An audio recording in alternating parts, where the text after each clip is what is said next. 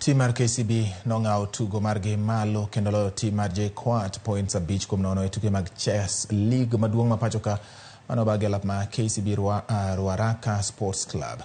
Joseph Methu, Ben Ngoko, jaloch mokalo Martin Joroge, Jackson Kamau kaachiel kod Joyce Nyarwai maduto tuko ne tim mar jobengi KCB noloyo tim mar JKUAT mane oting'o jotugo kaka Javan Ouma, Victor Gidhui, Benjamin Mudhama, Rafael Mudhenya kaachiel kod Veronica Matei.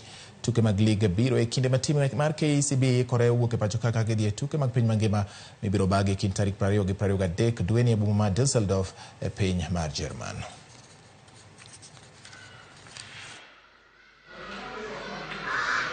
So the season has had one minor hiccup in the league, that is, there's a game that we lost. It was quite unnecessary. We didn't need to lose it. But, you know, that's how sport is. Sometimes you win, sometimes you lose. But we are still topping the table, and we want to keep it that way until the end of the season.